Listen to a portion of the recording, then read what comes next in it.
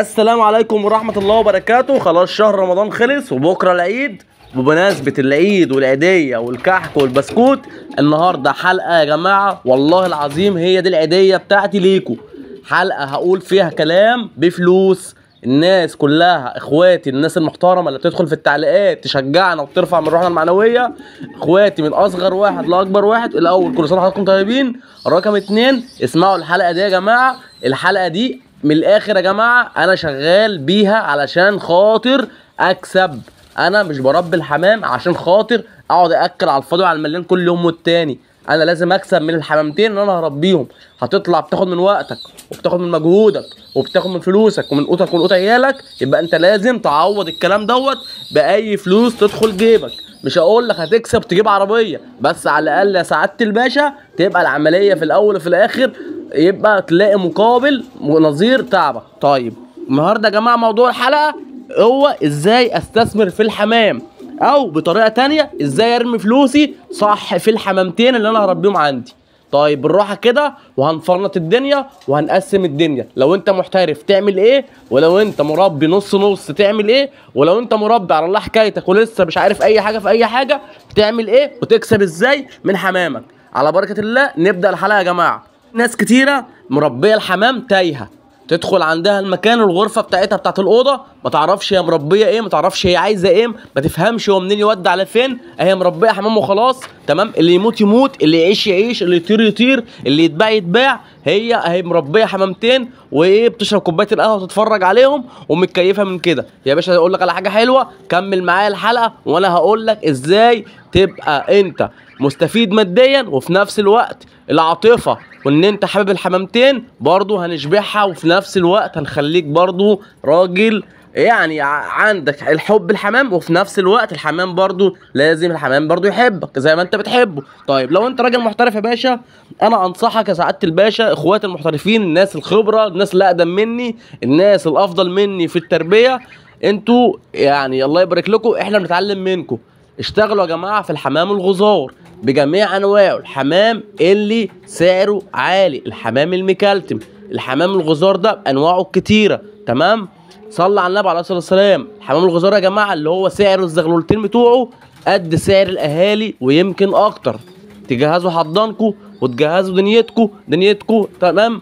عندك 20 جوز اسود غزار، قطاقطه، حمر، ايا مكان النوع اللي انت هتربيه في الحمام الغزار. عندك الزينه سواء حتى نفاخ، اي حمام عندك يا باشا سعره انت شايف كراجل محترف حمام ان انت هتعرف تفرخ من تحتيه زغلولين مستواهم عالي وتعرف تدخل جنيهين لبيتك، هتجيب يا سعاده الباشا 5 قصوص 10 قصوص، تمام. وكم قص حضان جنبهم، وانت يا باشا هتعرف تحضن، واكيد انت فاهم وانت راجل محترف، واكيد انت تطلع تقول لي مش انا اللي اطلع اقول لك، تمام.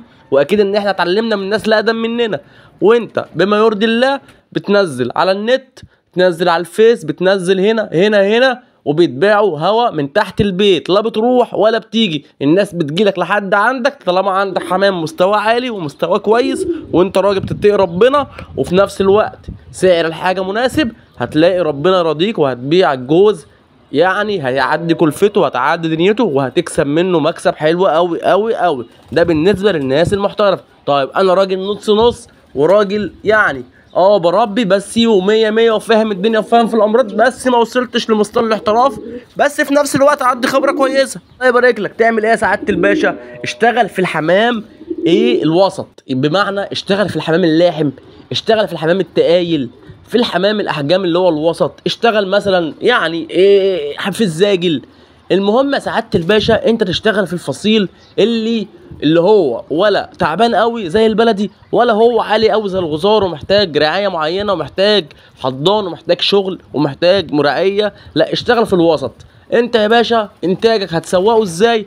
انت افترضنا عندك 50 قص لاحم فرنسي، 20 قص، 30 قص، ايا مكان انت بتربي الكميه ايه، اللهم صل على النبي عليه الصلاه والسلام. تطلع شوف المطاعم اللي حواليك، مطاعم المشويات، المطاعم اللي بتبيع الحمام للاكل، ايا مكان من غير اسامي ناس كتيره زي حجوجه، زي المطاعم كتيره بقى اللي بنشوفها في الايه في الاعلانات اللي هي بقى ايه قرفانه. تمام، الناس ده سعاده الباشا هتجيب كارت صغير ترمي عليه رقم تليفونك تمام واسمك، وتدخل لمدير الفرع اللي جوه، لو سمحت يا باشا انا عايز اورد لكم حمام زغالين لو احتجتوا، ده رقم تليفوني وترن عليا.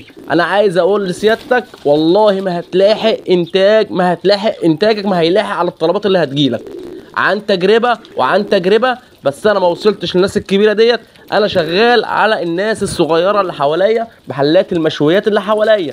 بس شرط يا جماعه تروح له حجم كبير علشان خاطر هيشتري منك وهيشتري منك السعر كويس. على فكره يا جماعه الناس المحلات الكبيره دي بتبيع فرد الحمام ب 200 جنيه، مش الجوز، بيبيعوا الفرد مستوي ب 170 و180 و200 جنيه. الناس تدخل مطاعم المشويات والمطاعم العاليه وشوف المنيو بتاعه كام، من غير والله لا من غير مبالغه يا جماعه، في حمام بيوصل بال 200 جنيه و300 جنيه الفرد الواحد.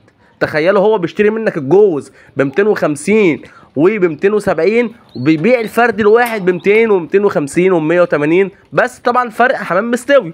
تمام. طيب يا سعاده الباشا ده بالنسبه للناس اللي بتربي الحمام الوسط، زي ما قلت لكم تربي الحمام الوسط اللي هو التقايل، حمامتين رومي، حمامتين كينج، حمامتين لحم فرنسي، ودي يا باشا وعيش واكل كلفه واعلف صح الدنيا صح، وانت في الاول وفي الاخر اكيد طبعا مستفاد واكيد عارف هتبيع الحمام ازاي. تمام. ما بقولش تنزل السعر، ما بقولش تخسر، لا انت برضو ظبط السعر مع التاجر. تمام. وفي نفس الوقت انت مش هتلاقي الناس زي يا جماعه بتحرق كميه حمام للاكل. تمام. وما شاء الله المطاعم ما فيش اكتر منها، والناس دلوقتي الحمام عندها بقى يعني زي وجبه اساسيه دلوقتي.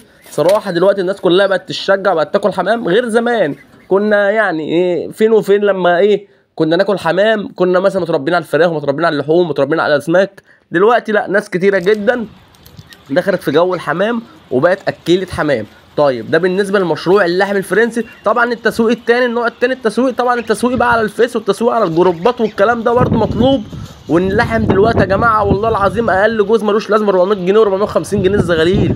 يعني صباح الفل يا جماعه، استثمروا يا جماعه صح فلوسكم، صح في التربيه، ارموا فلوسكم صح، اشتغلوا في الحمام بس ما تهدروش يا جماعه، واشتغلوا في الانواع اللي تسوقكم اللي تسويقها مطلوب. انا ما اروحش اجيب اي حمام وخلاص وارمي بيه وحش بيه المكان عندي يا باشا، انا اشتغل في الحمام المطلوب مني في المنطقه، ايه الحمام اللي هعرف ابيعه، الحمام اللي هيعرف يكسبني ويدخل لي مقابل. دي شطاره يا جماعه، وده المطلوب، مش ان انا اقعد اربي اي رزع في اي رزع ما ببقاش فاهم بعمل ايه وببقى تايه في قلب المكان بتاعي وابقى انا باكل على الفاضي. تمام. مش عاوز اطول عليكم. نيجي بقى للنوع التالي، المربي اللي هو مبتدئ، اللي على الله حكايته، اللي لسه داخل التربيه جديده.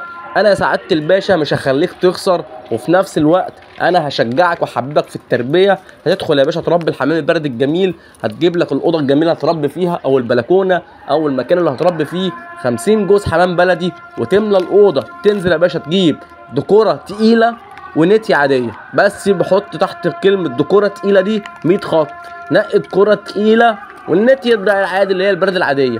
كام دكر لحم ترميهم، كام دكر رومي شعبي، كام دكر مش عارف ايه كليزرات، واديها يا باشا 50 جوز في الاوضه. والله العظيم 3 ولا هتروح ولا هتيجي تحت منك في الراجل اللي تحت بيتك، الفرارج اللي تحت بيتك، هتنزل له تقول له يا عم الحاج السلام عليكم. وعليكم السلام، انا والله معايا 10 اسوس زغاليل، تاخد القص على كام؟ يوم ما ياخدهم منك بتراب الفلوس سعر جمله، هيديك في ال10 اسوس دول 1200 ل 1300 جنيه. ده لو انت راميهم كده بخساره. اقل سعر جوز حمام بلدي كويس ماسك سعر كويس من 130 ل 150 جنيه. انت يا باشا تنزل الفراج اللي تحت بيتك، مش هقول لك اطلع لاول الشارع ولا اركب مواصلات ولا انزل بوم سواق ولا كلف نفسك، لا يا باشا الفراج اللي على باب الشارع، ربط مع اقرب 2 ليك. يا عم الحاج عامل ايه، اخبارك ايه، والله كل ما تعوز حمام رن عليا، ده رقم تليفوني. تمام. وهجيب لك كل اسبوع كل 10 ايام 10 اسوس 10 اسوس 10 اسوس دول سعاده الباشا ب 1200 جنيه. تبقى انت لسه راجل مبتدئ وكل شويه معاك 1000 و1000 و1000 و1000. تخيل انت هتكلف بكام وهتاكل بكام وهتكسب بكام والدنيا تتظبط معاك. هي دي يا جماعه التربيه الصح، ابقى انا عارف داخل بعمل ايه، وفي نفس الوقت انا بحب الحمام، وفي نفس الوقت بحب غايه الحمام، وفي نفس الوقت هطير وهنش وهعمل اللي عايز اعمله، ما بقولكش حاجه.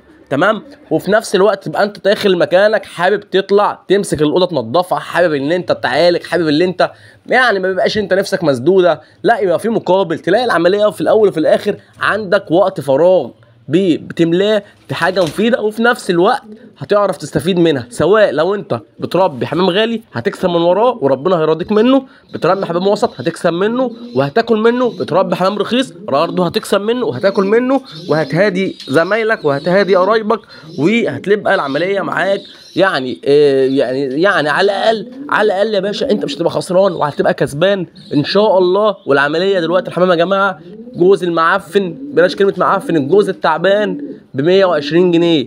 ما عندك 10 قص 15 قص هتبيعهم كل شهر هتعمل لك 1000 ونص 2000 جنيه بس من الحمام. هياكلوا بكام؟ هياكلوا 700 جنيه، هياكلوا شكارتين كلفه يا باشا.